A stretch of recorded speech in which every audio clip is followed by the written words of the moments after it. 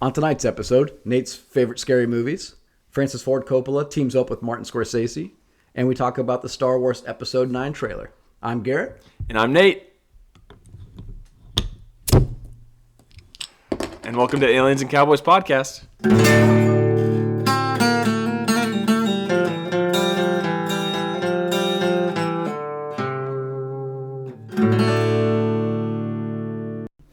So, Nate, I remember when I opened my first beer. Yeah. Did it take you a few tries? Well, it took you a couple tries. I like that what'd you say? You said you spilled beer everywhere? Well, all the notes that I took, are now covered. Serves you right for taking notes.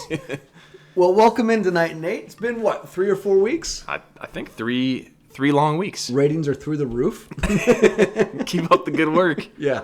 Melly is still MIA. We do not know where he's at. We're going to send out a search party at some point. Probably catch him in that tree. Joe is not with us this evening, but he will be back next week as always. So Nate, let's catch everybody up. What have you been up to? I have been trying to buy and sell a house at the same time for the past 3 weeks. And how's that going? Not great. For those of you who have been in that situation, this is my first time attempting to buy and sell a home at the same time. So we have a house that we put an offer in on that's contingent upon the sale of our house, which has a time constraint on it. And I've been running... Things can't be easy. No. Well, you got to add a time limit to things. Right. But I've been running around the house like a madman. I forget how handy I really am. I can fix stuff. Well, good. I got a list for you. Yeah, no, not after these past few weeks. When we get to our first intermission, I'm going to put you to work. Yeah. But no, I've just been running the house, fixing everything that I've been putting off and cleaning up every single day after my 2-year-old and 2 silly dogs. Well, I want to ask you about one of your silly dogs. This dog has previously chewed holes in your drywall, correct?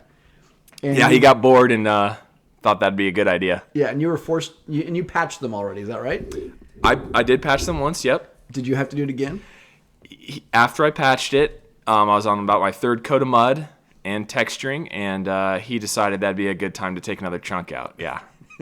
So I patched something that didn't need to be patched even one time twice. Perfect. Yeah. Now, you were telling me a great story, and I know that this is clearly pop culture related. So I want you to kind of fill us in as much as you want to give out of information here. Don't drop names, don't anything like that. But this was a great story. I called you one evening, 2 weeks ago. Yep. And I asked you how this process was going, and it was horrible.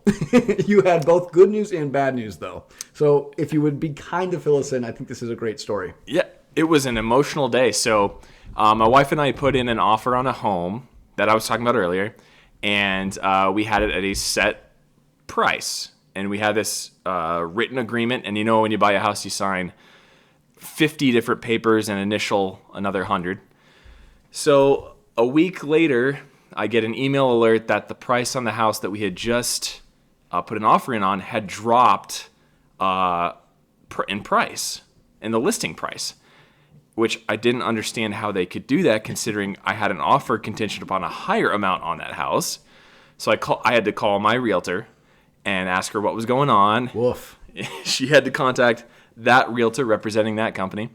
And thankfully, the up and down that day was they would honor the lower price that they listed because they forgot that we had a written offer already in on the house. I just love that. So how that turned into a fortune event, I don't know, but I would have found it really, not funny for you, but a funny story if this was a house you really wanted and they basically just sold it to somebody else because they weren't aware of your offer. You know? Contingent offers are like paper thin. It's not really a contract in any way, shape, or form. No, but the best part was you gave them money. There's earnest money. Yeah, there's earnest money down. Yeah.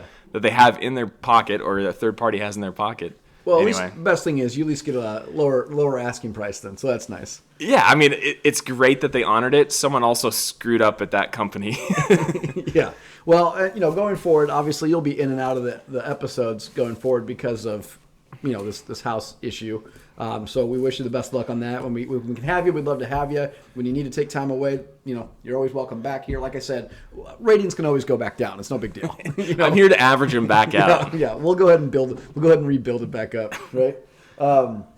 So let's talk. I know that this is the Halloween month, and everybody likes to go see scary movies. My wife, in fact, just recently, for some reason, even though we pay to subscribe to HBO and Halloween is on HBO, she chose to pay additional money to go to the movie theater to rewatch the first Halloween movie.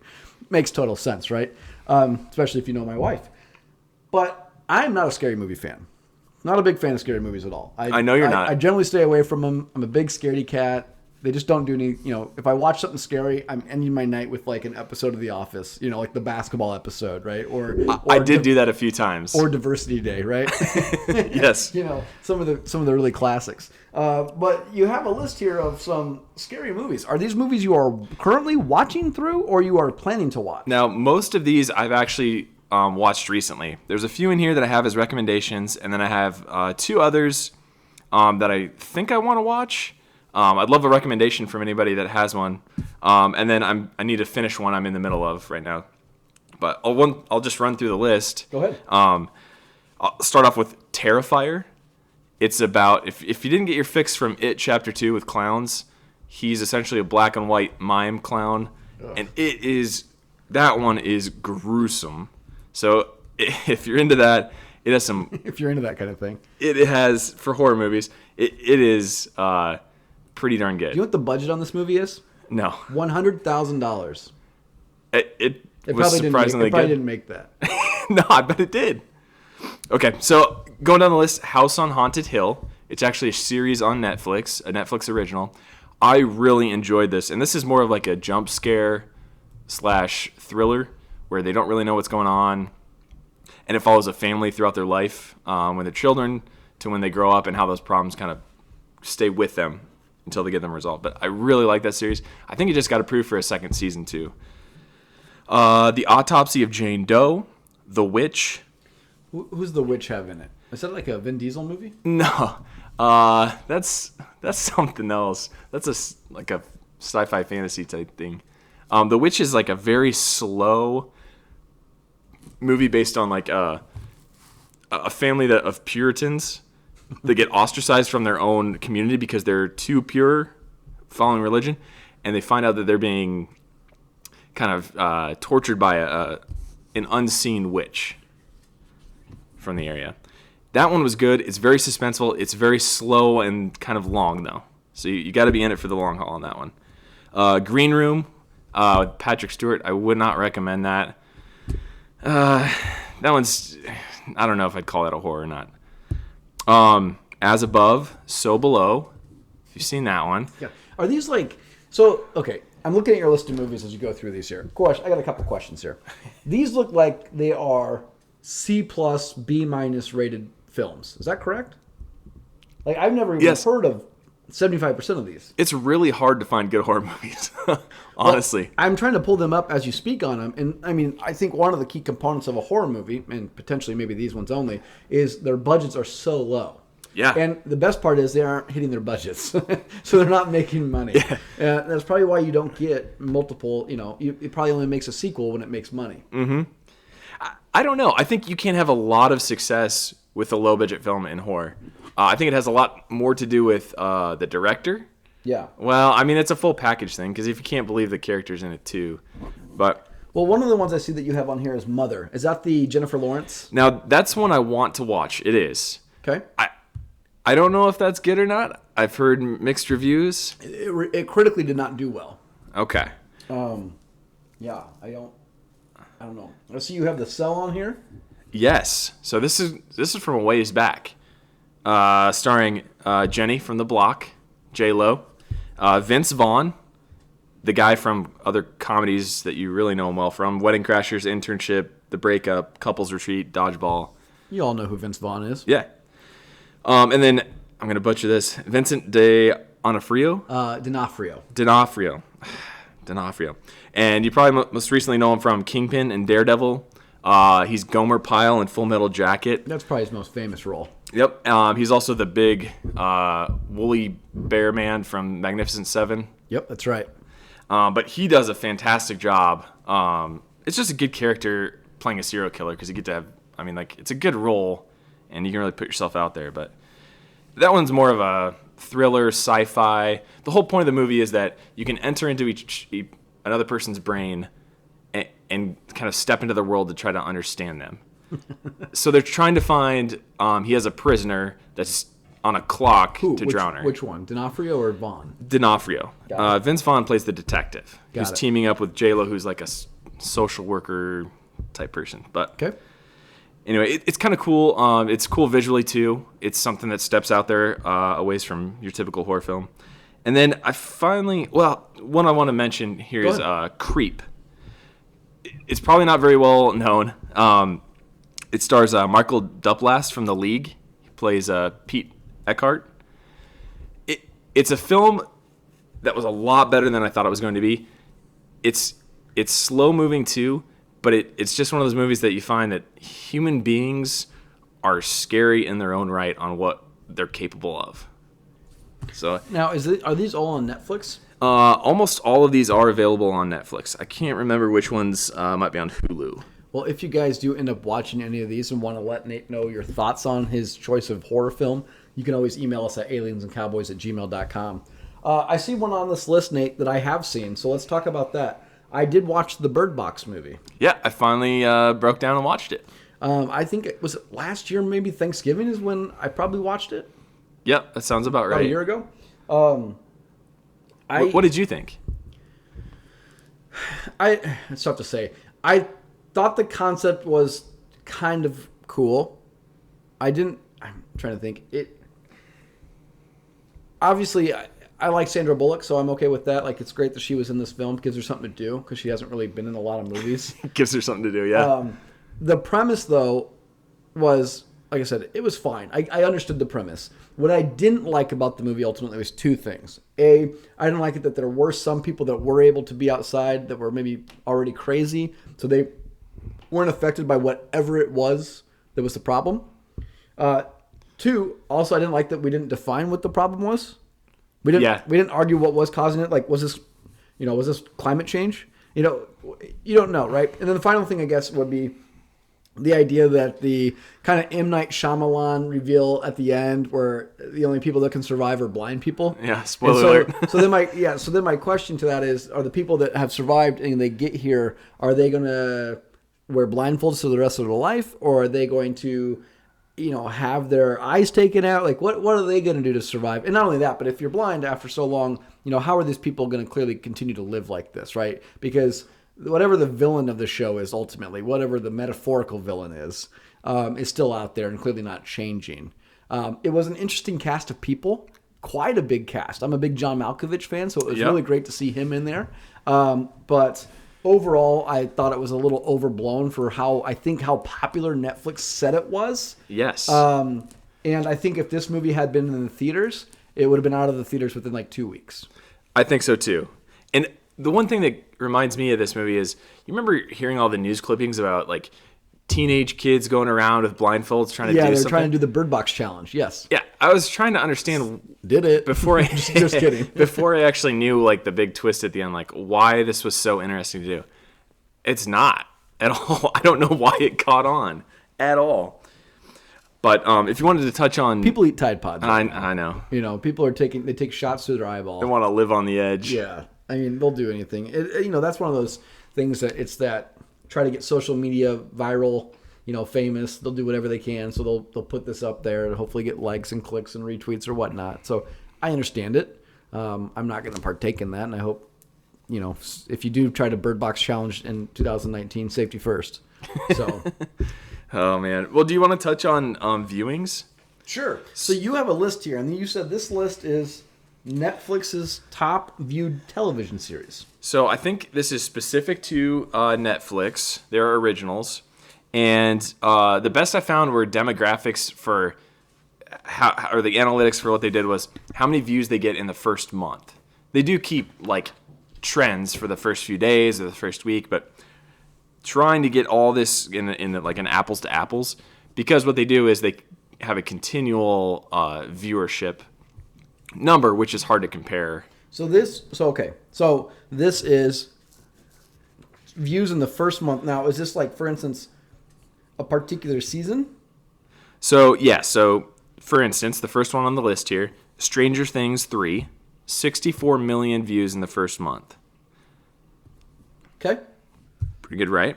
Right. I think it's the highest in a month that they had. Now, I guess it's tough too, because usually, from my understanding, when we would do ratings or viewership, we get it by how many people tuned in that particular night. I want to say, or I think it's like watched it or downloaded it within like 72 hours. I think there's some kind of component to taking a place like DVRing. So like if you watch a show live, that counts. But I think if you, or for however, so long that you watch it, but I also think that they give some form of a leeway to DVR recordings, whether it's like 3 days or 7 days or something like that. Huh. So I guess my question is with something like Stranger Things, because everything's released all at once, do you know how they would calculate that? See, I don't know, because there's a couple other ones on here too that show seasons of particular shows. Right. Or maybe one episode. So it's not a great apples to apples. Well, no, but that's why I was curious, because like if I watched one episode of Stranger Things 3, am I one of the 64 million, or do I have to complete said television series or a season to be considered one of the 64 million?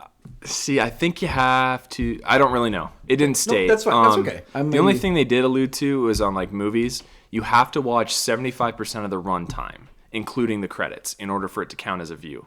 Including the credits? Including the credits, yeah. Okay, so if I'm watching 75% of the movie, though, and I cancel it before the credits, they count me. Yes. Okay, so yeah, I don't watch credits. Yeah. So there's quite a few on here that I have never heard of. So I'll just do a quick rundown. Unbelievable, with 32 million views. Orange is the New Black. This is a weird statistic, but 105 million households have seen at least one episode. I'm one of those. I've seen probably 3 or 4 seasons of it, and I cannot get back into it. And I don't believe this will be a show that I ever finish. I really just hate the main character. I don't know if it's the actress I hate, or if Taylor it's like, I don't know what, Taylor something, right? Schilling? But she plays Piper, I think is her character's name. Right. Yeah, I just, not a fan. Not my thing. Dead to Me, which is a recent one with Christina Applegate, that got 30 million views. Kind of a combo here, The Perfect Date and Always Be My Maybe, 48 million and 32 million respectively. Never heard of either of those. Always Be My Maybe, I think, is that new one. I think it's the, I'm trying to think what it is. I think it's the kind of like Netflix's answer to like the Crazy Rich Asian show. I think it's that show where they were like friends as like, didn't date as children, but were good friends, and then came back later as he's like a television repair guy. She's like some kind of person. I don't know. Keanu Reeves is in it, but it was really popular. It stars like not Ali Wong. She's the one that produced it and wrote it. I'm trying to think of who the guy in the star is. He's in tons of movies. Randall Park.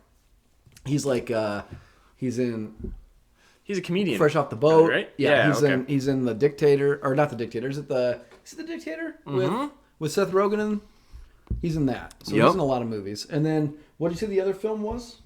The Perfect Date. Is that the one with a kid goes out and starts a dating service and kind of I don't know, would be an escort essentially to pay for his college tuition. Okay. Didn't see it. Yep. Did you watch it? No. Okay. No. The Umbrella Academy had 45 million. Joe, I think, did see that. He recommended it. A couple listeners have emailed in about that one, or have talked to us about that. I have not done that.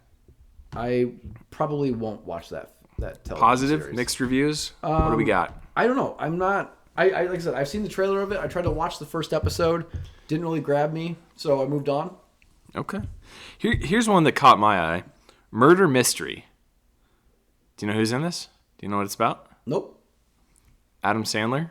Oh, with Jennifer Aniston. Yeah. Yeah, they're actually making a sequel to this movie. Yes. And I hate Adam Sandler movies except for his early stuff. I don't think he's had a good movie. I mean, a good movie in a long, long time. I was amazed to see the numbers on Murder Mystery. Yeah. I did watch it though. Aaron made me watch Was it good? It was okay. Okay. I think my wife watched that too. Not necessarily my thing. I see Triple Frontier comes out next at 8. And you guys didn't like it. No, and I was really disappointed. So Netflix built this movie up. The cast of this movie is phenomenal. I mean, you're Ben Affleck, Charlie Hunnam, Pedro Pascal coming out in the Mandalorian soon. They had Garrett Hedlund, and they had who's the other one? How come I can't think of his name? He plays Poe Dameron. Oscar Isaac. Yeah, Oscar Isaac. Yeah, from Star Wars, and it just wasn't that great of a heist movie.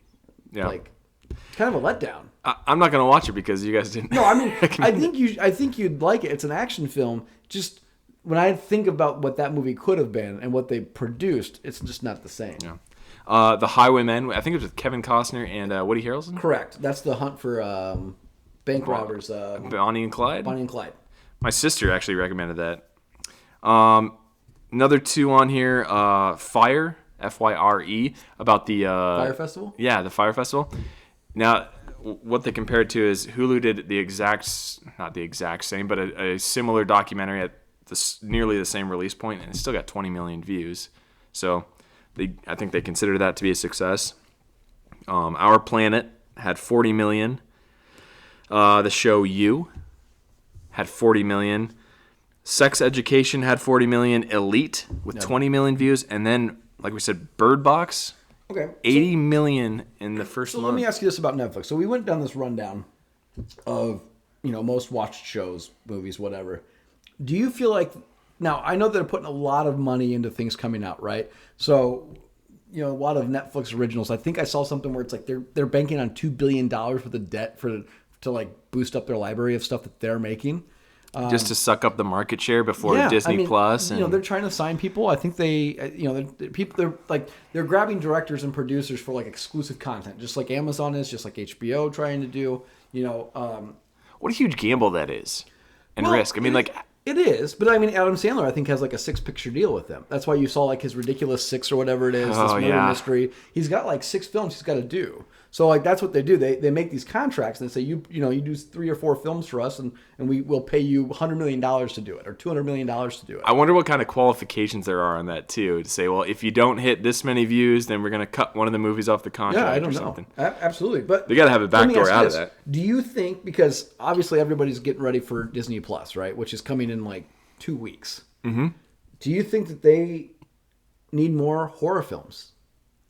Like, I know we started talking about horror films with this. I'm saying, do you think since Bird Box did do so well as a thriller more so than like a horror film, do you think, because I look at Stranger Things, kind of a thriller, Bird Box, kind of a thriller, Murder Mystery, probably a thriller. I'm just curious if some of these that are really like the more watched on the list here, if these are things that they should pivot to thrillers.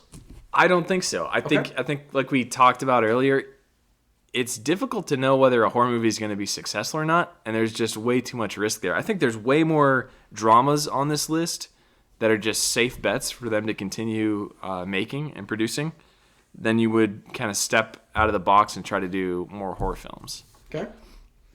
That's my thought anyway. No, nothing wrong with that.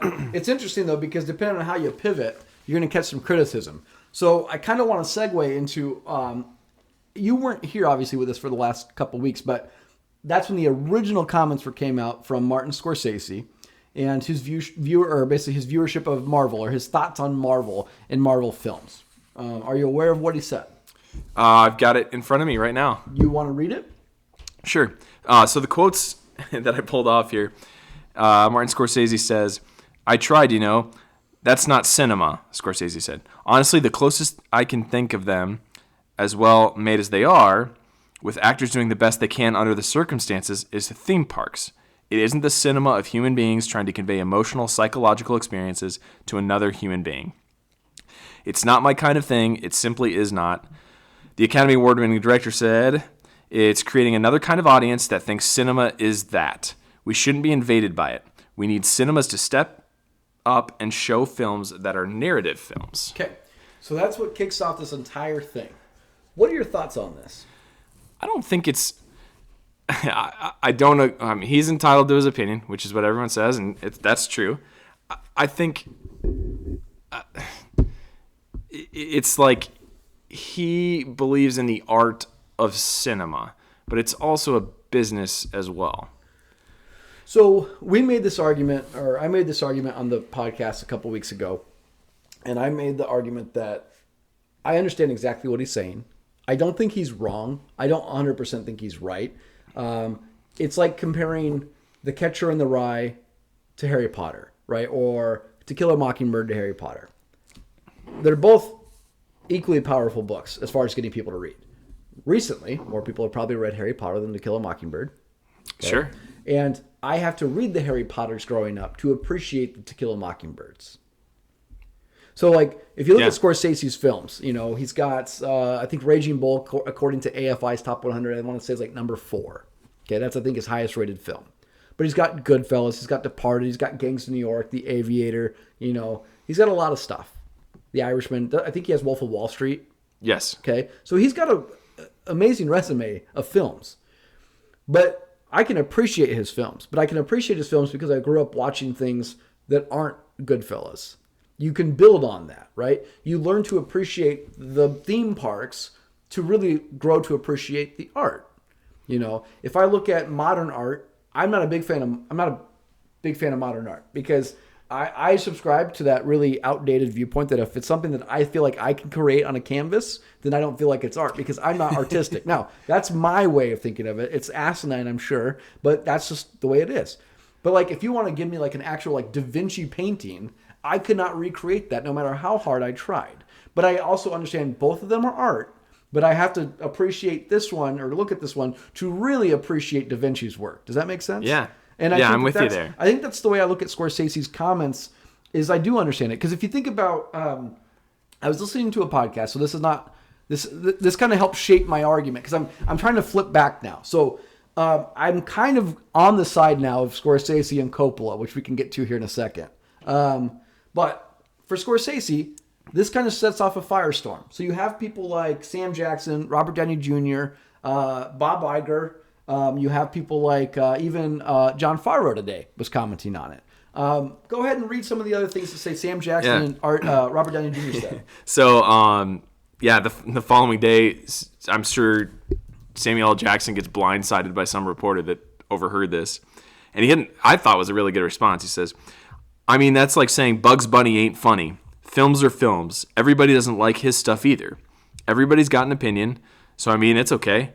Ain't going to stop nobody from making movies. Especially not Sam Jackson. Okay.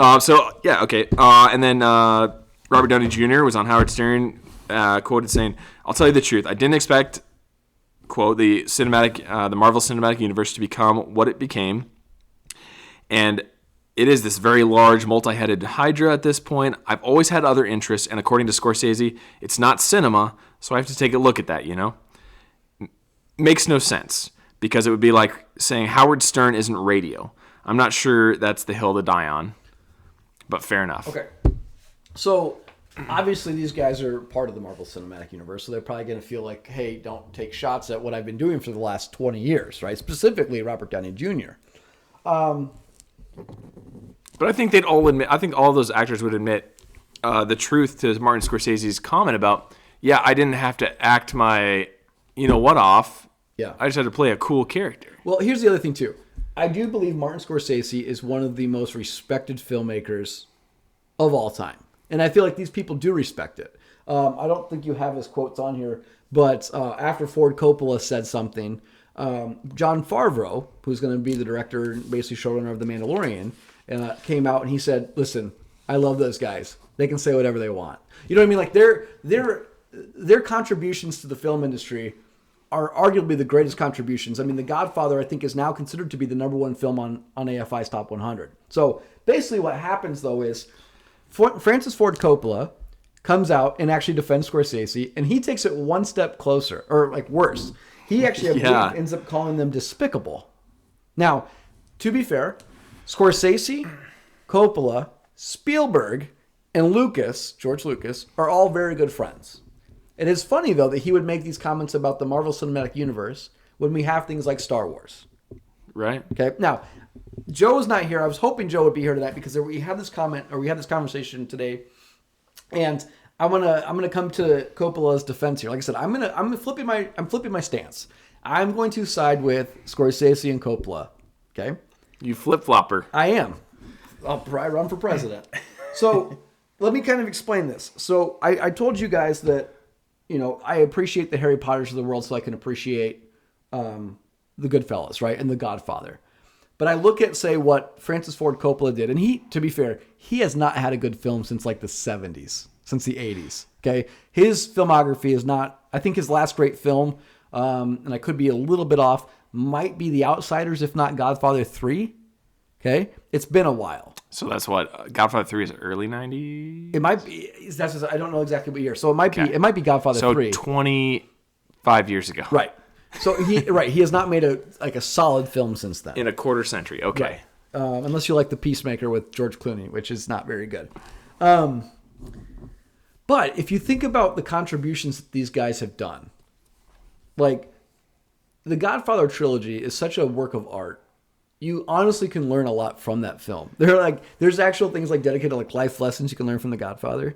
Pretty impressive. Okay. You're also talking about acting, performing, directing, storytelling on such a grand scale that it's extremely impressive. And the reason why I say that too is, like, if you take, say, I don't know, say Scorsese, if you take Gangs of New York, which is probably my favorite Scorsese film, and my favorite performance is Daniel Day-Lewis as Bill the Butcher. You are not going to get that performance in a Marvel movie. You're just not. You're not going to get that acting. Okay, you're not going to get DiCaprio's Wolf of Wall Street in a Marvel film. Now, that's not to say that there's not good acting in Marvel movies. I'm not saying that, but I'm saying you're not going to get that type of performance. You're not going to get that type of nuanced character. I have to differentiate Go ahead. Scorsese from Francis Ford Coppola. Okay, Criticize me all you want. Based on Francis Ford Coppola's, you said this, his record. Was it a stroke of luck that trilogy was what it was? Were the books that good by Mario Puzo that he was just given this golden goose? Yeah. Because you said he hadn't produced much in it since then, right? No, he hasn't. I mean, he's not. His filmography recently has not been successful, and I think even himself has been like broke many times. He's got a good winery. Yes. Let me see here. I'm trying to think. Okay, I take that back. Here's the other thing, though. Like, you're talking, though, not just having the Godfather trilogy. You're talking Apocalypse Now. Like I said, I'm a big fan of The Outsiders. It's one of my favorite films. But other than that, Apocalypse Now. Yeah, Apocalypse Now. The Outsiders. So Godfather 3 was 1990. He does do Dracula in 92. I also did like Jack. With Keanu Reeves? Yeah. Okay. No. Yeah, Keanu Reeves, yes. He did Jack with Robin Williams in 96, which I kind of liked, but it's not a great movie. And Rainmaker in 97. Other than that, hasn't really done anything. I mean, like, since. So not popular, not famous, whatnot. Okay? Scorsese has been. Yeah. Okay. Okay, so I would take his comment much more seriously than I would Francis Ford Coppola's, just based on the track record of their movies since then. But let's look at it this way. So, like, I don't think they're wrong, though. Because, like, I think with Marvel, I differentiate Marvel from Star Wars. I really do. I should say I used to. Okay? Until Disney took hold of it? Yes. And the reason why is I look at it this way. The reason why I think that some of this works is because Disney's just turning stuff out now. It's a factory machine. You're getting Phase 4. You're probably going to get Phase 5, Phase 6, Phase 7. They're bringing you stories of people you don't care about. Okay? Like, they're going to give you, the Iron Fists of the world. Nobody cares. Okay? Now, it doesn't mean you're not going to see them. Doesn't mean they're not going to be good. It's just they're turning out so much material now from things that already exist. To be fair, some of the stuff that, not to say that Mario Puzo's book didn't exist and he pulled characters from that. Same thing with the Scorsese Goodfellas. But the idea here is that Star Wars used to be a trilogy, even though it might have been theme parkish. It still existed as just a trilogy. Then we were excited we got this, the prequel trilogy. We never thought we'd get 7, 8, 9. No, Even never. though Lucas had talked about it, there was never a guarantee we were going to get 7, 8, and 9. And now that we got 7, 8, and 9, we're going to get, Mandalorian. We're going to get the Cassian Andor series. We're getting Disney Plus. We're getting so much material now that it's turning them into theme parks. Okay? And it's kind of... You can't help but think that the quality is going to start lacking pretty quickly, right? Or it's going to get old fast. Because if you look at it, one trilogy that I never... So when we were growing up, I feel like you were either a Lord of the Rings fan or a Harry Potter fan. You know what I'm saying? Because the movies were out when we were coming up into high school. And I remember when Return of the King won like 10 or 11 Academy Awards, right? I just couldn't believe it. I was like, this movie is so overblown. But now you go back and watch it, I'm like, no, I was wrong. I don't think it deserves 10 Academy Awards. Or I don't think it deserves Best Picture. I really don't. Okay? So I'm still on that hill. But I appreciate that trilogy for what it is and that it stopped. Now, did they start trying to make Hobbit movies? Yes. And those weren't clearly as successful. But they're still not to the degree of popcornish and theme parkish that it seems like Marvel is moving towards. And I do think that there's something to be said for works of art. And like I said, The Godfather is something that's going to stand the test of time. I don't think that even though Endgame is a good film, we'll replace Endgame with the next Avatar. Oh, does that make sense? Bold statement. No, but like Avatars exists, Marvel exists. Like we just need the next great, like the Matrix movies. Like we just need the next great popcorn movie, and they're easier to watch too. Yeah. Like I'm not going to go sit down and rewatch the Godfather trilogy over the weekend. I might rewatch some of the Avengers movies because they're easily to consume. But that does not make them better. Right. If you want to sit down and kind of half tune out and watch a movie, you're probably going to choose a Marvel movie over watching, I don't know, what's one of the, like a slower art piece. Yeah. Raging Bull. Raging Bull. Okay. Or even the first half of maybe Taxi Driver or something. Well, here's what's kind of funny. So after Coppola and Scorsese, and again, I do find it funny they came out and said this because Spielberg's movies can be kind of theme parkish, right? Oh, absolutely. And George Lucas's entire premise is built on Star Wars and basically Indiana Jones. Well, what was Spielberg's last one with like every pop culture reference you could ever? That's Ready Player One. Ready Player One, yeah. Which is virtually entirely CGI'd But Bob Iger came out, and Bob Iger goes, "I'm puzzled by it. If they want to bitch about movies, it's certainly their right." So.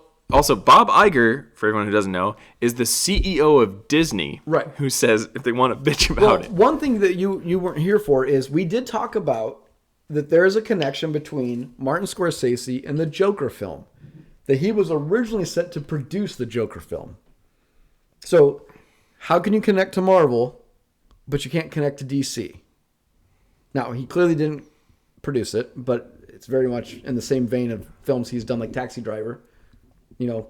Kings of Comedy. I think it's the Kings of Comedy. Yeah. So, I just find this. And here's the thing. I love this. I want this to continue. I don't want this. I want this split to take place in Hollywood. I'm here for this. I want other people to come out and to stand against this. I do think Ryan Coogler. I know that Bob Iger mentions him. I think he's great. I do think that there are some good films of nuanced villains in Marvel. Like I love Civil War. Civil War is my favorite Marvel film. I also really like Black Panther. Those are the two best. I think Thanos with Endgame did a really good job as well. But other than that, I don't think there's a lot of nuance in Thor Ragnarok. I know people like Thor Ragnarok and they find it very funny. It's entertaining. Right? But it's not a good movie. So is the argument that movies are art or they're entertainment? Well, the reason why I flipped my position here is I was listening to a podcast and they were reviewing Maleficent. Okay. For the original? No, the second one. Okay. And they were talking about the number of Academy Award winners or nominees that are in this film. For what reason, nobody knows. Are they all dressed up? Like they're all dressed up like fairies and stuff like that. Yeah. But what they're saying is everybody wants to be attached to a franchise now. Everybody wants to be on the IP. Everybody wants the Disney money. And is that the joke about being an actor where you're always looking for your next job and you're a waitress in between movies and stuff? Well, yeah, but these people aren't doing that. But not that. I think that there is something to be said for, though, that why are we having Academy Award? Like, if a film doesn't make $1 billion, is it now considered a failure? I think that's what their argument's coming down to. Like, Scorsese's got his Irishman coming out to Netflix, okay? It is funny he's choosing Netflix because his good friend Spielberg doesn't like Netflix. So you have these old, crotchety white men, maybe, and that's a problem. And that maybe spurns down to everything. But at the end of the day, they do have to understand that times are changing, and they have to get with it as well. But I do understand them saying that there is room for art house films that we're not making anymore. Like, you're not going to get Daniel Day-Lewis into a Marvel film. But I want Daniel Day-Lewis to work. So somebody needs to make a film in which Daniel Day-Lewis will get into character and perform that, because that's phenomenal. Yeah. Like, great. You know what I mean? Yeah, there's some pretty good comparisons in there. This guy named Ken Loach, which I've never heard of. He's a British director. Yeah. I didn't know him until I had to look him up. I didn't know any of his work.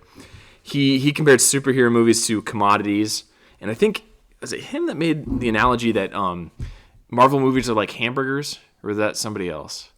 I don't know. I thought it was kind of I agree with him to this point where if you consider like Michelin star chefs, right, that food is like a work of art to them. Yes. But then you also have McDonald's, right? It still feeds people.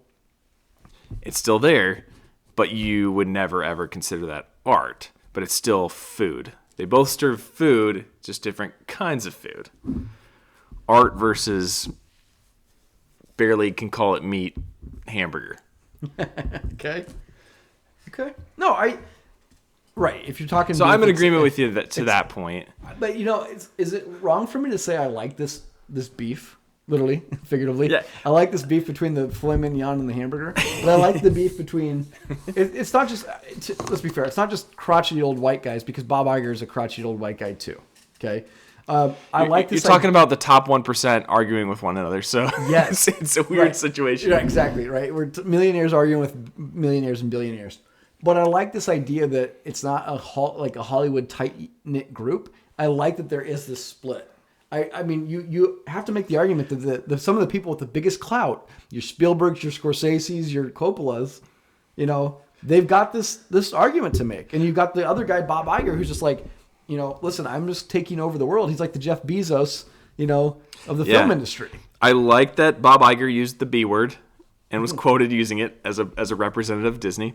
I also think it's a changing of the guard, right? You got to pass the torch to this younger generation and a younger audience that has a shorter attention span, right? It's switching more to an entertainment value than it is an art value.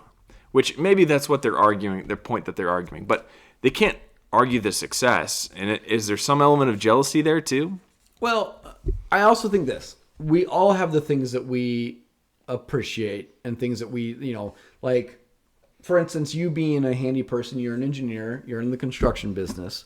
You can probably appreciate a house that is built correctly versus a house that's built with shoddy materials. Mm-hmm. Okay. I just think that there's things that we can appreciate. I can appreciate an NBA game versus a high school basketball game. I'm saying you can appreciate there's differences on spectrums of things, and so you can differentiate. A pickup game at the Y. Right. Shirts for skins. Yeah, that's right. So I think that's the other thing too, is we all have the things that we're like, no, I'll die on this hill defending this, right? So like Joe will die on the hill defending Star Wars. Okay? Now, somebody would say, there might be somebody today that would try to tell Joe that the new trilogy coming out is better than the original trilogy. Yeah. And Joe would be like, no, it's not.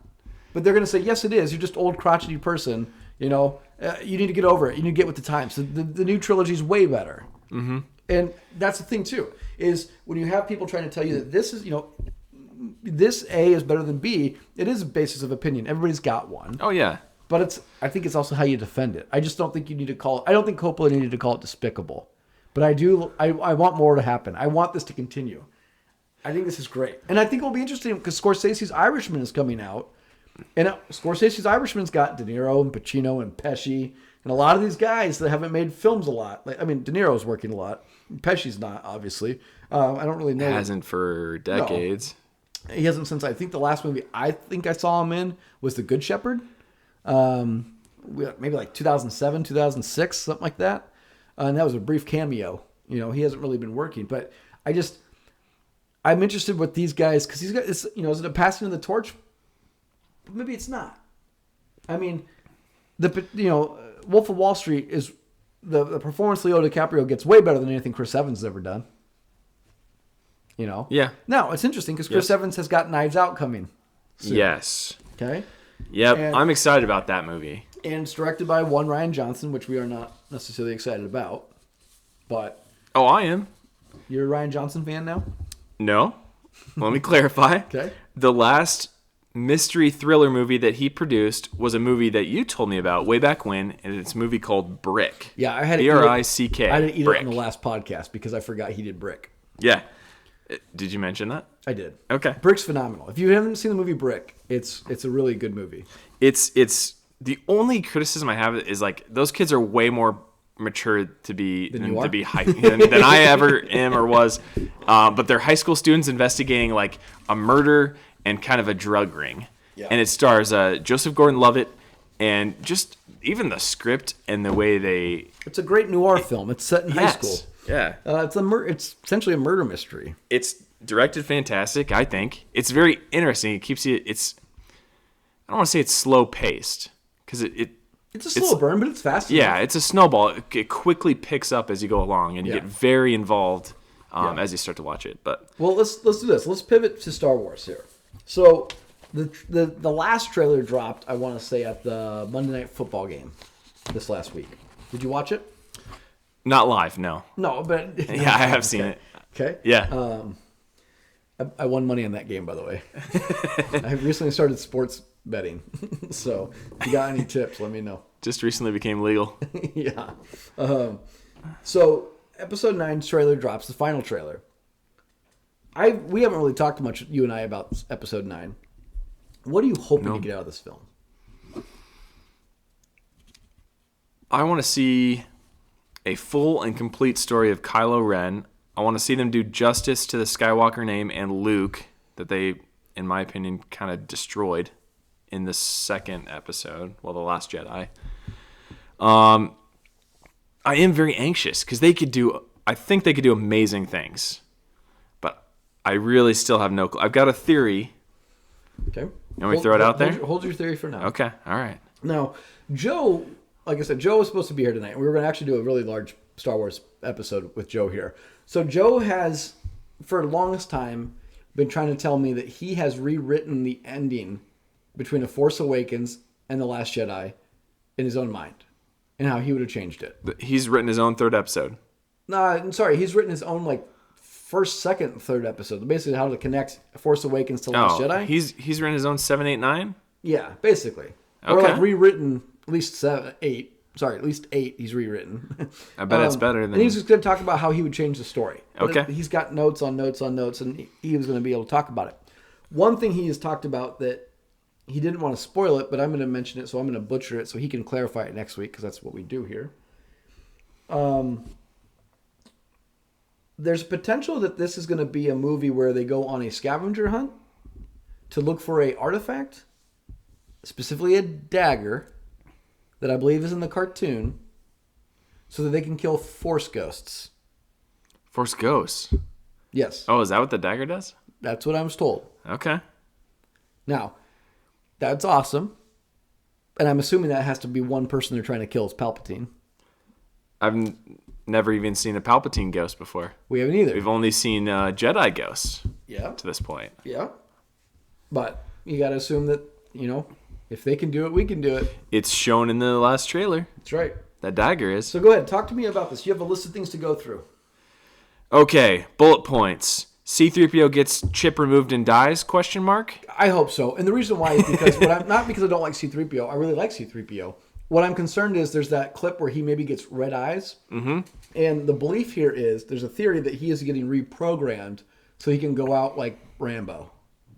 And I'll tell you right now, if he picks up a gun and starts gunning everybody down, that's good. That's like, I don't know. I don't see how anybody that's a Star Wars fan will root for that. I hope that he's doing it as a sacrifice to interpret a map or something, or writing, like old Sith writing, in order to put them on their way, the hero's way, to find this dagger or something along that, right? Okay, fair enough. That's what I hope for. I wonder if he's going to get like a virus. It looks like it with those red eyes. I don't know. Don't get me wrong. Like a pink eye. I like C-3PO. I'm okay. But I want him to be him. Yeah. We're kind of originalists, which is, again, that's old crotchety white guys ourselves, right? Yep. Bullet point 2. Lando joins the crew again. The original Lando. Dun, dun, dun. Yeah. Billy D. And is flying his old Millennium Falcon. Good for him. Yeah. It is kind of cool they brought him back, especially because he gets play in the Solo movie. Yeah. Donald Glover. And got a lot of praise. Donald Glover did. Absolutely. Palpatine in what we assume is a mechanized suit and is huge. Like from it's hard to tell. A Mech Warrior. Well, you only see Rey in the shot, but you see the kind of this dark figure and then kind of some mechanical components, and she's kind of backstepping in fear. Let me ask you this: do you think he survived that fall and he's alive, or do you think it's a ghost? I think it's a ghost of some sort, or he has since possessed some other biological or mechanical form. Got it. It's like a Horcrux from Harry Potter. Yeah. Yep. Yeah. Okay. Jedi and Sith artifacts. We already touched on that with the dagger. You mentioned the dagger. Yep. I, in my opinion, find Kylo Ren to be the most interesting character in the series by far, and I really hope that this episode concludes it. Why? Yeah, I think so. Defend that. Definitely defend that. So Rey is a nobody who is fighting for good. It's pretty plain Jane, right? Luke Skywalker stand-in. You're right. And then you have Kylo Ren, who was trained by Luke, tries to get assassinated by Luke at his own academy, defends himself, goes to work for the dark side, takes Darth Vader as a role model, right? Okay. Kills his father, and still has elements of defending Rey and the interactions that they have between the two of them. I think he still has... and he obviously has an enormous role to play in this last episode. So I think there's a lot going on in his mind, switching back and forth.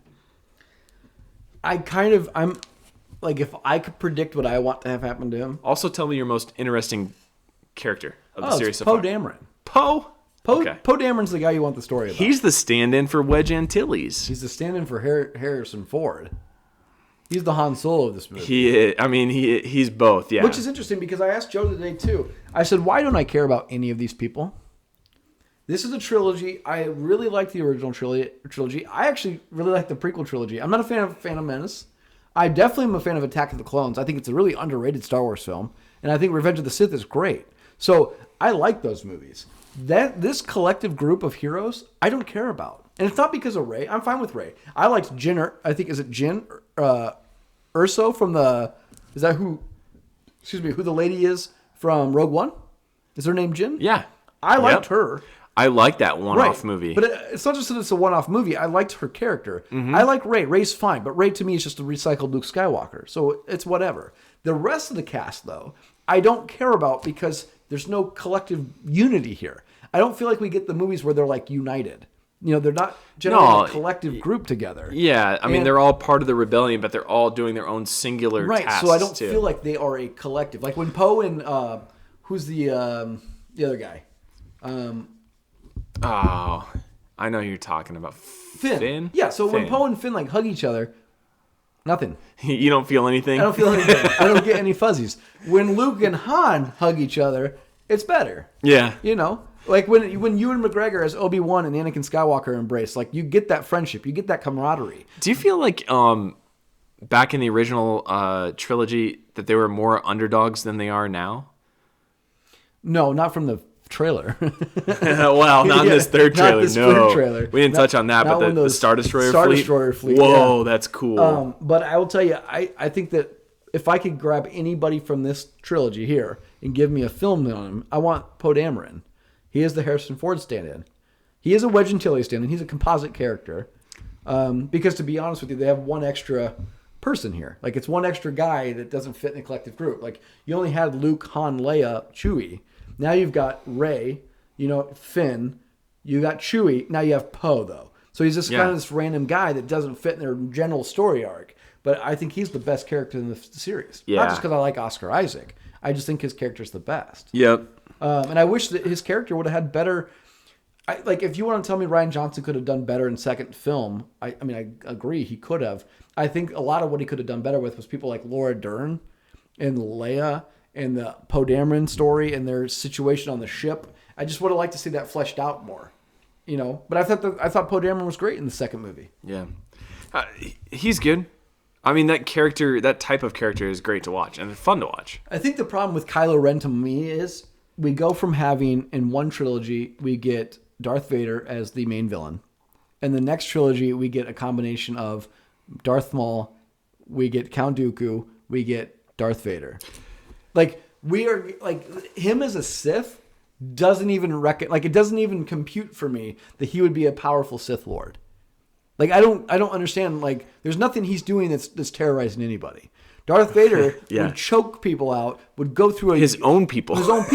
Like, he would do that. Darth Maul, take on 2 Jedi at the same time, right? Count Dooku, take on 2 Jedi at the same time. Obviously, Darth Vader, again, with Anakin Skywalker, great, except for when he's killing all those little kids. But Kylo Ren hasn't really done anything but stab Han Solo in the chest when he was unarmed. Did you guys ever touch on how many on-screen kills Vader has? I tried to. Yeah. So I tried to make that argument to Joe that the actual resume of Darth Vader on the big screen is not impressive at all. That I did look at that. A bunch of random people, but he never kills anybody big. And the only time he kills somebody big is Obi-Wan Kenobi, and he gives up. Joe didn't agree with me. Joe said, no, you're missing a lot of his kills are off screen. I'm like, but it doesn't do anything for me. That's not the point. Watching the movies. That's not the point you're trying to make. The 9 films that he is in, the 9 movies of the Skywalker saga, he only kills Obi-Wan and Count Dooku are his only significant kills. Yep. Otherwise, it's Tusken Raiders and Jedi Padawans. Not even Padawans, little kids. Little kids. Yeah. I'm glad you're on my side for that. I am on your side for that. Yeah, Joe. What do you think of the double-bladed lightsaber for Rey? I think that's how's it fit in the story? That's a dream. There's no way they're going to give her a double-bladed lightsaber. Okay. It's pretty cool, though. I think that's like whoa, that's kind of cool in the trailer thing, and then in the movie, it's going to be nothing. It's a 2-second clip? Yeah. Okay. What's the connection between Snoke and Palpatine? I don't know. I think Snoke's one of the worst characters they created. What's the point? Is he the apprentice to Palpatine then at that point with the rule of 2? I don't know. We'll find out. But I see you have Kerry Russell as a bounty hunter. I heard this today. Yeah. It's one of those unappreciated roles where you wear a mask the whole time. Kind of like, what's that? Gwendoline, Brienne of Tarth. Yeah. You know, what's funny is I asked Joe, was she really even in this film? Like, how would I know? How would you know? Like, give her the credit for it. I know they say she's in there, and, Phasma is really tall, but, like, I don't believe it. Show me your face. She's got a sweet suit. Right. Or, like, I also made the comment to Joe today, like, Benicio del Toro. There was no reason for him to be in the second film. If he's not going to make an appearance in this third one. Like, to me, that's it was kind of a cool character, but it's just one and done. That's my argument for Scorsese to say, give me that check. Give me that Star Wars money. Give me that franchise money. You know what I mean? Yeah. If he's not going to pop into this third film, that was not necessary. Okay? Who knows? The Sith throne, or what I'm assuming is a Sith throne. It's dark and ominous. Yeah, I saw that too. Joe pointed that out, the comparisons between the throne shot and the Game of Thrones shot. Yeah. Too soon. You need a dragon to come burn that thing down. Yep. Are we done with Grey Jedi theories at this point? I hope so. Have we put that to bed? I don't know why we want Grey Jedi. I don't understand why at any point you want balance of the Force as far as both good and evil. I would feel like you just want good. I don't know. I could kind of see it coming back. I love the hype on The Last Jedi. Not calling him Sith or Jedi at that point, based on the previous movie. But yeah, I don't know. I don't know. I'm not. No, I'm okay with them having good and bad. I don't think there should be Grey Jedi. I don't think Disney is the producer to make that change. No. They need a very definitive line on black and white. Yes. I have a question for you. Speaking of Last Jedi, then. Do you think Rey dies? I don't think they would kill a female character like her off, no. You don't think so? Even though they killed Jyn? I don't think so. Then it's not The Last Jedi anymore.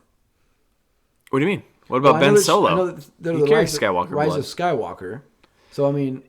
That's really the debate, right? Do you care who her parents are? Is she a Luke clone? Is she a Palpatine clone? Does it matter? Is she her granddaughter? But that's what I'm saying. Granddaughter? Does it really matter to the story? No, and I've heard arguments to say that it will actually hurt if they explain who her parents are. That's because you gave me 2 movies telling me her parents didn't matter. Well, and they're saying that the universe is so small that only one family lineage has the Force. You know, I mean, Yes. we know way better than that based on all the other canon. Yes. But yeah, the White Room smashing the black structure. So if you watch the last trailer, you see Rey with her blue lightsaber, and you see Kylo Ren with his red lightsaber, and you can't quite make of what they're doing. They're kind of in a standoff facing one another, and they swipe their lightsabers and they crush like a pedestal. Looks like it's a melted down version of where the helmet's at. The Darth Vader helmet. Now, there have been comments on that it looks like the old 1970s versions of like in the interior of a ship. Okay. Like they're trying to go back in time, that it's a previous ship, but no one knows anything about what was on the pedestal, why they smashed it, what the confrontation was. But you do see that Rey is currently holding that dagger that we were referring to previously. Okay. So, not quite sure what to make. It doesn't seem like they're really teaming up to break that. No, they're pedestal. still fighting. Right? Yeah. I don't want Kylo Ren to come out good on this end. I need Kylo Ren to get killed. Oh, you want him to be killed? Yeah, Do you want absolutely. him to turn to the light side and sacrifice himself? No, I don't want him to. I don't want that nuance. I want him to stay the villain. I don't need him to switch to the good side. I need him to, if anything, I need him to go darker. There's a rumor that Han Solo will appear also to speak to Kylo Ren. Listen, He's not Force sensitive. I know. There's some problems with that too. I know. I don't like that. I don't like all of a sudden that Leia is speaking to people. I get it. I get it that there's, in the movies too, or the books where there's the, Star Wars, legends now where she potentially has some. That's a nice way of saying this isn't real. They call it legends now. Yeah. I'm just, I need this for me to really appreciate it. I need them to do this correctly. I need Kylo Ren to stay bad. I need Kylo Ren to get killed. If you want to kill Ren off too, I'm fine with, or Rey off, I'm fine with that. I can't have everybody holding hands around a fire at the end of this film with a bunch of Force ghosts around them. I don't want that. I don't know who wants that. I don't know. I know that people like Kylo Ren. I know that you like Kylo Ren. He's a really horrible villain. Like, not horrible as like he does horrible things. He's not all that bad. Finn picked up a lightsaber and dueled him in the very first movie. Yeah, that's terrible. I hate that. Darth Vader would have just killed him. He just would have Force choked him. Right. From a mile away. To me, and maybe that's because Kylo's inexperienced. He's a child at heart, or whatever it is. He's immature, whatever it is. He's not trained fully. Regardless, he's extremely powerful by the second film. He needs to stay villain. He needs to stay the villain. Oh, you want to hear my theory now? Bring it. After that, I think. Put me on record for this. Correct me if I'm wrong. Rey is somehow a Skywalker, as is Ben Solo, obviously, with Skywalker blood. All of the Skywalker Force ghosts appear in the final battle against the Emperor, and Kylo and Ren team up again, and Kylo makes the ultimate sacrifice. Woof.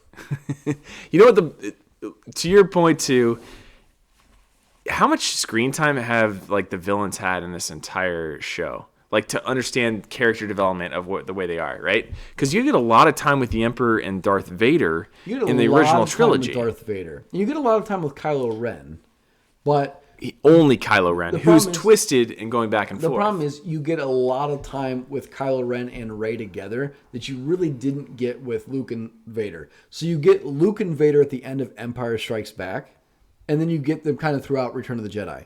You don't get a lot of connection from them between A New Hope. Yeah, so less than half the trilogy are they actually even communicating. You feel it. They've paired Rey and Kylo Ren together at the very beginning and tried to force this relationship onto people.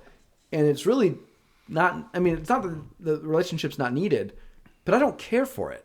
I'm not one of those people that are like, I need them to get married and have Jedi babies. Unless it's building to something. Right. I'm not a fan of that. So all right. I don't know. I am going to see the movie. I'm not going to go opening weekend. I know some people are. Tickets are available now. I don't give a shit. Not going to see it. Not my thing. Yeah. Do you have anything else to add on this one, Nate?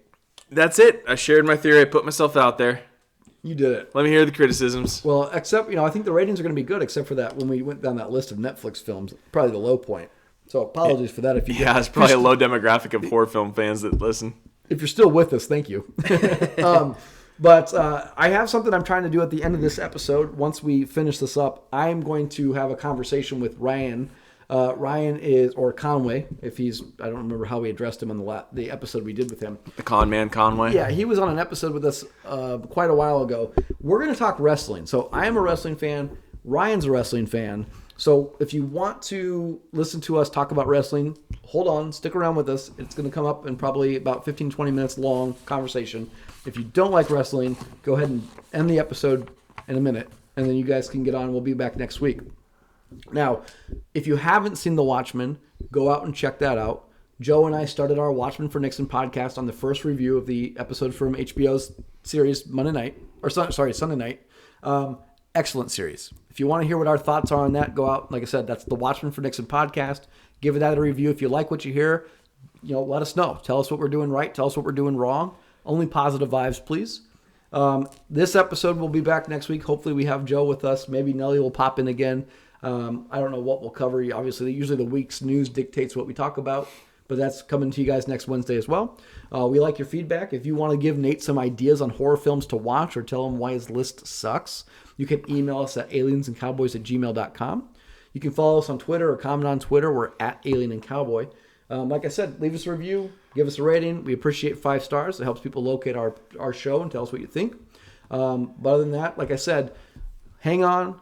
This episode's going to end if you want to stop. If you want to continue to listen about wrestling, I'm going to add that audio on here probably at the end of this episode again. Hopefully it's about 15, 20 minutes to talk about the AEW, WWE, State of Wrestling, the Wednesday Night Wars, whatever it is. We'll find out what Ryan's got. So, Nate, anything else? Nothing.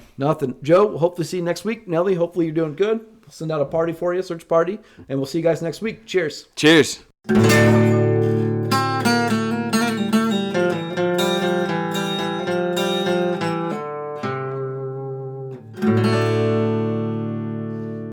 Well, thank you for joining us if you're still with us.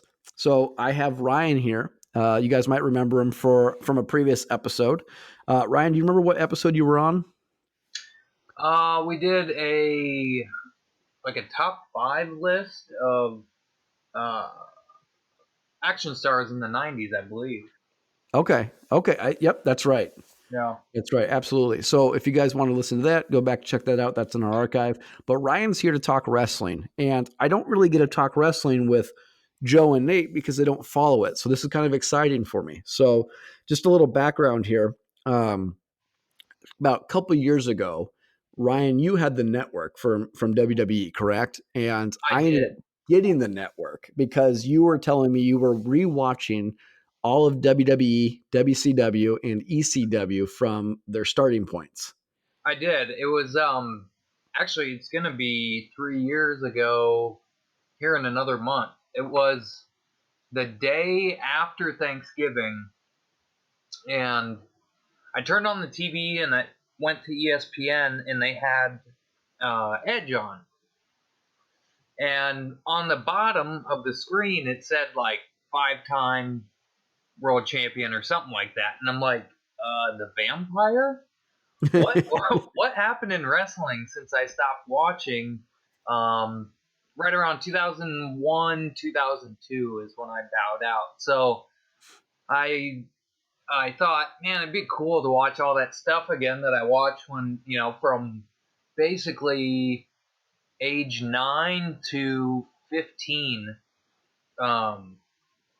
And I looked it up in the network. I saw they had all the whole WCW archive for Monday Night Nitro, which is what I started watching in like 96.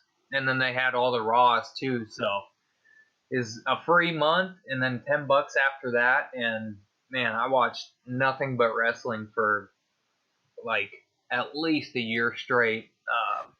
No, absolutely. And I remember it's kind of spotty, but yeah, because we were talking about it, and I remember going to my wife, and I don't even know why I asked permission, but I just asked permission before we were married, like, can I get the network? And her answer was always no. Like, I'm not going to give you access to something. Basically, it wasn't the cost; it was how much time it would take up to give me access to hundreds of thousands of hours of wrestling. Oh yeah, and a weekend. I think I was able to get through. With the two companies, WWE and WCW, in a weekend, I would get through like 3 months of shows, Monday night shows and pay-per-views. Yeah, and I remember you were talking to me about, I'm trying to think of what match you maybe watched. I think you were about time you were up to 97 in the timeline, and my wife had gotten me the network for my birthday. Mm-hmm. And so I ended up joining in, I think right at WrestleMania 13 I came in. Yeah. And as a kid I grew up watching this too. So I was, just like many other people, my favorite wrestler was always Shawn Michaels, and he's the best all time, no matter what. Let me know what you think on that. But I remember watching it up till about the same time period you walked away. So WCW had been bought out. I remember watching probably WrestleMania 19, a little bit past that, the Invasion, I remember. And then I honestly stepped away prior to Shawn Michaels' return in 2002. I probably stepped away before Brock Lesnar actually got in there. And 2000, maybe it was early 2002, if not late 2001. Yeah, it's like in the summer, I thought of Yeah. 02, or maybe it was before that. Yeah, and now I'm rewatching the network just like you are. I'm only doing WWE. I'm not going to waste my time with WCW.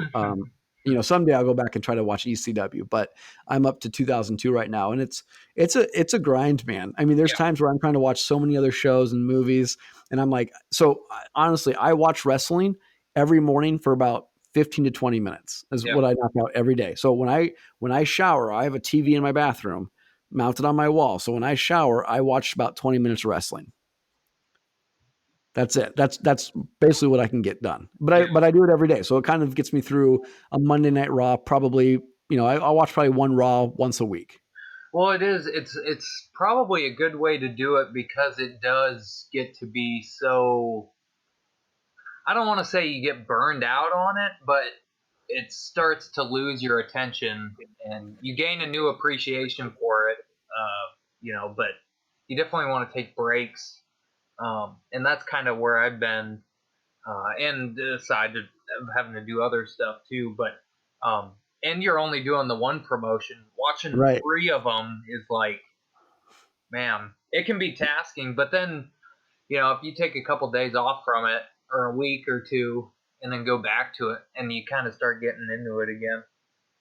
Well, the other thing is it really sucks and slows down when you're in a bad storyline. Yeah. So when there's nothing going on in the stories, it's really bad. When the stories are great, I just remember there's times where I would tell you, I'm like, man, I watched like 6 Monday Night Raws. Yeah. Like I just burned through it, and I'm like 2 pay-per-views like down already, and it's like when the stories are good, the storylines, The Rock, Stone Cold, like when you're in that time period, The Undertaker, all these guys, it flies. So it does. And but sometimes you got to wade through a lot of crap to get there too. You really do. You really do. But why I wanted to bring you on today, though, Ryan, is obviously we're in the midst of WWE has just struck a huge deal with Fox Sports for their SmackDown show, which has been on, I want to say, for probably three weeks now. It started at well, they started. Was it the last week of September? I think it was the last week of September because they preempted AEW. Right. So SmackDown gets to Fox Sports. Mm-hmm. They bring their NXT show, which is kind of their development brand minor league show, to the network on USA, or from the network to USA, right? Yeah. And they're going to go on Wednesday nights, and they're going up against a brand new flagship program coming out that's on TNT, just like the old WCW days, called AEW All Elite Wrestling. For those people who maybe were wrestling fans and aren't anymore, or I don't know, don't watch it, but they're still listening to this part of the podcast for some reason. Yeah. Go ahead and explain to us what All Elite Wrestling is. So All Elite is a promotion started by Cody Rhodes, who was in the WWE for a short time under the gimmick Stardust, and he's the younger brother of Goldust, Dustin Rhodes. Cody left 3-4 years ago. I know it was before I started watching the newer stuff, and he kind of went independent. But anyway, it's Cody Rhodes and a tag team duo known as the Young Bucks. Between the three of them and they form an owner group with the owner of the Jacksonville Jaguars, whose son is in charge of AEW, kind of running that side of the business of his father's, because he's a lifelong wrestling fan. And so this owner group has put together a competing program, and they never outright said that they're going to go head-to-head with WWE. And in fact, I think last week that Jacksonville Jaguars owner basically said, there's a lot of space in the market for competition. We don't intend to do the war thing, except that's what every wrestling fan has been referring to these last 3 or 4 weeks as the Wednesday Night Wars, which is a play on the Monday Night Wars from 1995 to 2001.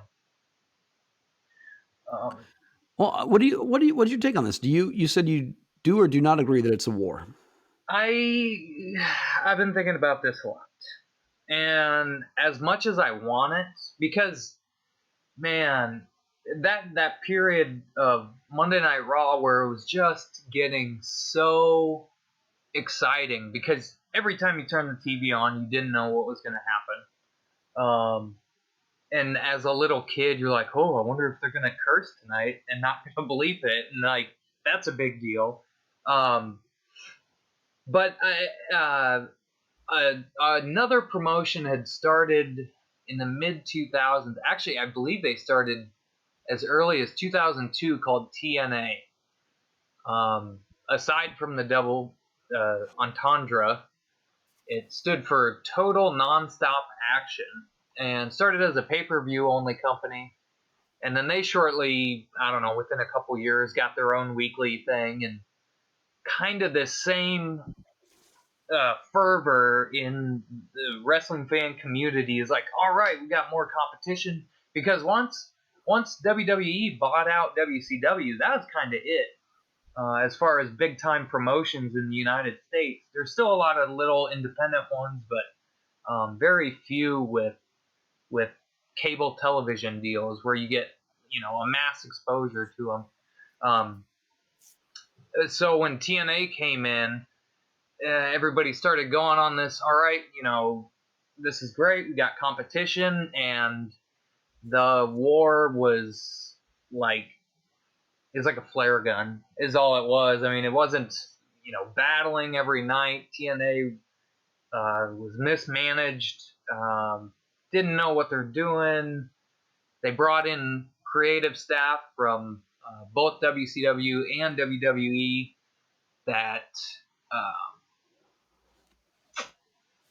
were basically unrestrained, and so their storylines didn't make sense, or they'd try to be more extreme. It was really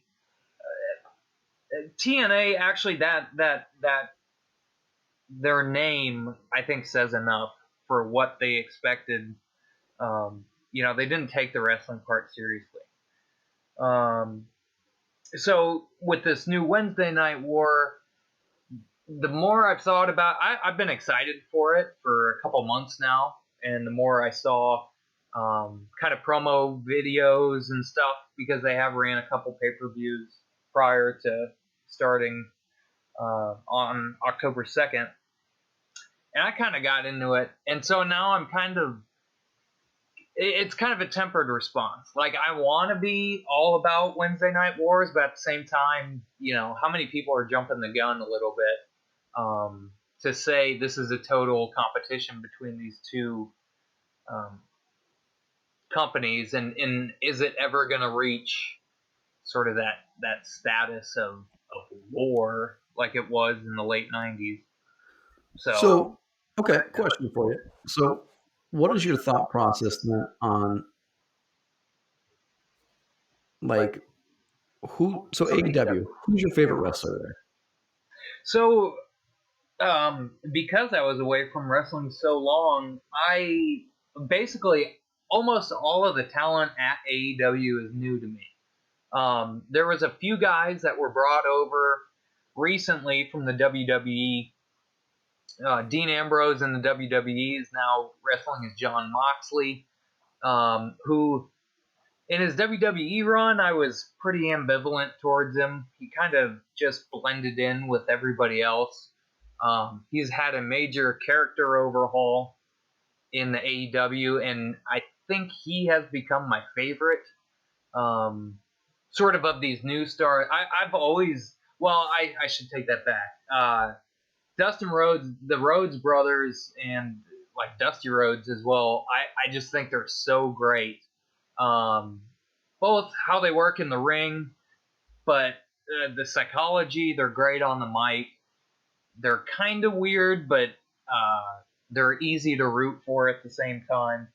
And then, like, I'm a huge fan of Chris Jericho, too, who's the current champion and will be facing Cody Rhodes in their first pay-per-view in a few weeks. And actually, DDP just showed up tonight, but I think it was just like a one-time thing. That's a name I haven't seen forever. Yeah, and it was kind of funny too because his entrance video was was his yoga program instead of like him wrestling or like any cool stuff that he did in the ring. It's him. It basically looked like an infomercial for his yoga series. So what are the chances you give AEW to be a mainstay? So WCW's come and gone, TNA's come and gone. Mm-hmm. What are the chances AEW sticks it out? I think it's interesting because now we have, I check Reddit and go on forums, and I've got a lot more access to a larger wrestling community than, back in the day when it was just your friends. And being older, too, you kind of start to get a sense for how big things are. I think it's got some legs, and that's mostly based off of fan reception. People are slamming the WWE right now for just a series of bad moves that are not only within their wrestling product, but also with the new video game that just came out. Continued storylines, bungled. This switch over to Fox has been just a complete mess for the two brands. But the reception, I've seen nothing but positive things on AEW, and I think people are just excited for something different.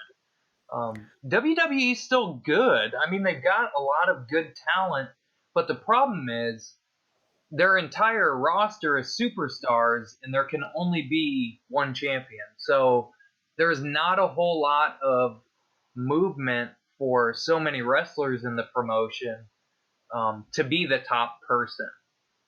And I think that has...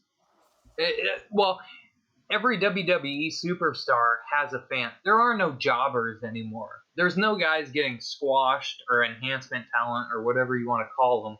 Like, every WWE superstar has a large fan base, and everybody wants to see their wrestler be at the top. But ultimately, somebody's always complaining about how a wrestler is not getting the recognition they deserve. And I think AEW provides an outlet for any talent that wants to jump over. There have been a few guys recently that WWE has kind of locked down as far as maintaining their contracts but not putting them on TV and reducing sort of their workload, but basically they're getting paid for doing nothing, only to, keep them from jumping to this new promotion. So I think it's got legs. Okay. And I think it provides a different type of product because there's a lot of variation in the matches. For people that like just to see wrestling, and I mean, there's still the spectacle, but it's not on such a large stage like the WWE stuff is. Last question for you then. Mm-hmm. Who do you think is winning the war?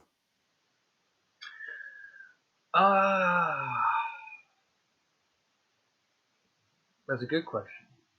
So when both shows premiered in the first week, they both had high viewership. And from what I've seen, viewership has dropped every week around 10%, with AEW retaining more than the others, but they're still going down in viewership. I was thinking about this today, too, and I don't think a lot of people consider this when they talk about the Monday Night War. In 1995, I think ratings for the two programs were somewhere around a 2.0, which is basically 2% of all cable holders have tuned into the program. And I think at the time it was roughly equivalent to like 2 million people for each promotion. At the height of it, there was basically 10% of all cable holders watching one of the two programs in 1998 or 1999. So the audience just grew huge. By the time it ended in 2001, I think they still retained like 8% of the market. And I think people come away from the Monday Night War saying, WCW lost, because nobody watched the program anymore. And actually, that really wasn't the case, because more people were still watching it than they were at the beginning. And more people ultimately were turned on to wrestling then, too. So I think who's going to win it's going to be a matter of if they can attract new fans into sports entertainment instead of, just trying to win the viewers that are already there. And as of right now, I don't think it's happening. So, Well, the other thing too is I remember with WWE and WCW, it was a ratings war because there wasn't something like a DVR or a TiVo. right. So you had to watch it live, and Right. that was how they could, does our show collect more viewers during our time period than your show? With this, it's so different to tell how you know who's winning because WWE's pockets are so deep. They have the huge contracts. They have contracts with foreign governments right now, Yeah. going to Crown Jewel. Yeah. But you could watch, for instance, like you're talking AEW's flagship program. Their only show is on Wednesday night. The mid card up and coming junior league is what's on Wednesday nights, right? And there's some people out there or a lot of people out there that will argue NXT is the best brand or the best WWE brand. That's fine. It probably is. But at the end of the day, Raw and SmackDown, which are their bigger shows, though, are still every night on Mondays and Fridays without any ratings, competition. So even if AEW continues to beat NXT, I don't even know if it's denting WWE's pocketbook. I don't think it is either. And actually, if you look at the Raw and SmackDown shows are in the millions, like 2-3 million per show. And I think AEW, it started out like 1.2, and I think last week it fell to like 900,000. And NXT is right around 700,000. So, like, in terms of that Wednesday night battleground, AEW is coming away with it with more viewers, but that doesn't mean more people are necessarily watching either. Yeah. Okay.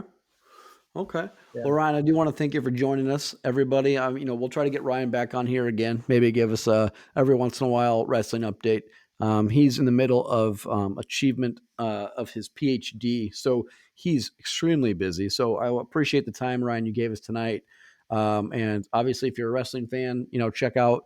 You've got Raw, SmackDown, NXT for WWE, and you have what do they call AEW show?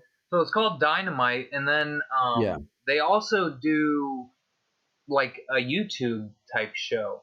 Okay. And actually, they were showing clips of it today that their YouTube. I think it's called like Dark After Dark or something like that.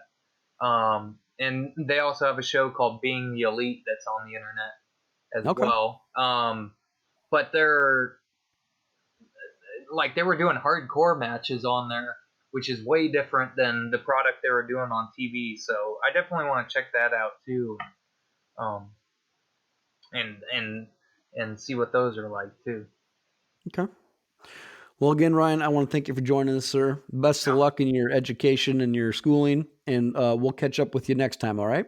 All right, sounds good, Everybody man. else, Thank you. cheers. Yeah, of course. Cheers. Yep, we'll see you.